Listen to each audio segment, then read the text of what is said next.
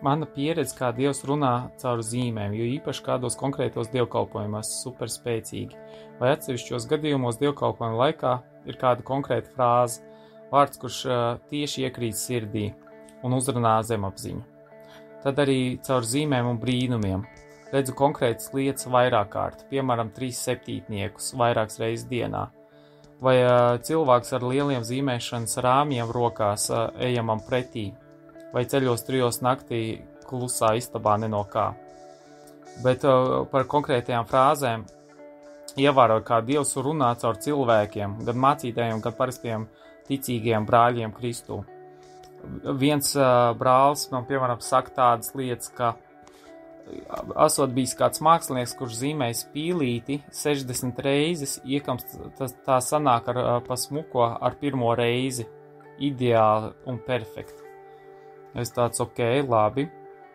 Paiet diena, un atkal nākamajā dienā kāda cita māsa Kristū saka šos specifiskos arī vārdus, ka viņa, zinot kādu, mākslinieku, jo viņi runāja par mākslu, kurš esot zīmējis pīlīti 60 reizes, vai cik iekams tas sanācis ar pirmo. Es tāds domāju, kas te notiek, kā tas iespējams, ka 2 savstarpēji nepazīstami cilvēki vienu to pašu frāzi vai lietu izsaka manā virzienā. Bet domāju, labi, ok. Citreiz atkal viens brālis Kristū saka šādus vārdus. Ja ir iespējams sludināt Jēzu Kristu, tad to dariet ar savu dzīvi, ar dzīves piemēru, bet sliktākajā gadījumā ar vārdiem. Un par Kristīgo radio arī dzirdu šos pašus vārdus nākamajā dienā. Citreiz gāju uz depo, nopirkt cukurmaisus baznīcai. No 3 ejām izvēlējos neiet pa kreiso vai pa labo, bet pa vidējo. Un tipiski vidējā ejai pretī man nāk atkal cilvēks ar lielu rāmi, baltu. Tieši tādu pašu, kāds man ir mājās. Un arī domāju, cik netipiski, ka no visām 3 ejām izvēlējos par šito, kur kāds nāk ar mākslinieka rāmam pretī.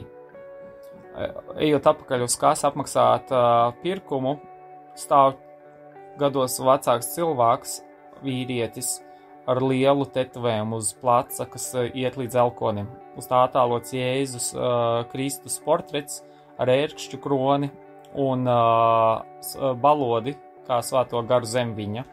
Nodomāju, cik skaists mākslas darbs, un labi, ka nav kaut kas no galvaskausiem, čūskām, pūķiem vai insektiem, ar ko mūsdienās daudzi dievu bērni ir apklāti. Draudzes dienās brālis Raimonds arī apsēžoties pie galda pirmos vārdus, ko sacīja: es esmu mākslinieks. Tie man tik spēcīgi iekrita sirdī.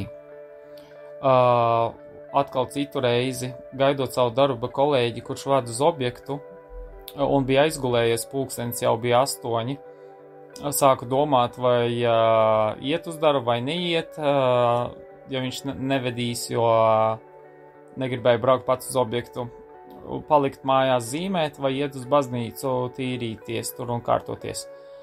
Un bērns ap stūri, meitenītā apmēram ap 10 gadi, saka mātei vārdus: ej zīmēt.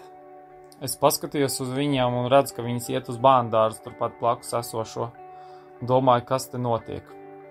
Un citreiz ejot uz Ģertrūdas baznīcu, izkāpjot no trolejbusa, priekšā iet puisis, kam uz deniņiem ir tetovējums School Kill Artists. No angļu tulkojuma tas nozīmē skola nogalina māksliniekus. Bet tā Dievs runājas ir uz mani manā dzīvē. Pateicība Dievam. Debesu Tēti, Kungs Kristus, Svētais Gars, paldies, ka Tu mūs katru esi mīlējis tieši tā, kā Tu zini, kā mums ir vajadzīga Tava mīlestība. Paldies, ka Tu mūs katru arī uzrunā tieši tajā veidā, kā mēs vislabāk varam to saprast un sadzirdēt. Paldies, ka Tu zini mūs katru vislabāk, Kungs, jā, un Tu zini, kā mēs varam ieraudzīt Tevi savā ikdienā, jā, Kungs, darbos, Kungs, baznīcā. Mīļais Kristu, es lūdzu, dod mums mācīties, vēl vairāk sadzirdēt, saredzēt tevi, vēl konkrētāk saprast, ko tu mums vēlies pateikt, pavēstīt. Paldies, kungs, ka tu pieved cilvēkus, kuros varam tevi ieraudzīt. Kungs, paldies par katru situāciju, kur varam apjaust tavu tuvumu. Mīļais Jēzu, paldies par katrām dāvanām, ko tu mums dāvā, un paldies par to sirds jutību, kurā varam tevi piedzīvot. Jā, nāc, kungs, svētais gars un dara mūsu sirds vēl jutīgākas, ka, kungs, varam tevi piedzīvot, tevi sadzirdēt, tevi sajust vēl vairāk, sīkumos, ikdienā, steigā. Jā, nāc, kungs, svētais gars un svētī šo dienu, jā, lai tavā žēlastībā mēs varam piedzīvot tavu vislielāko mīlestību. Mūsu Tēvs debesīs, svētīts, lai top tavs vārds, lai nāk tavu valstība, tavs prāts, lai notiek kā debesīs, tā arī virs zemes. Mūsu dienascho maizi dodi mums šodien, un piedod mums mūsu parādus, kā arī mēs piedodam saviem parādniekiem, un neieved mūsu kārdināšanā, bet atpestī mūs no ļaunā, jo tev pieder valstība, spēks un gods mūžīgi mūžos. Āmen. Lai mūs svētī un pasargā visu varenais Dievs Tēvs, Dievs Dēls, Dievs Svētais Gars. Āmen.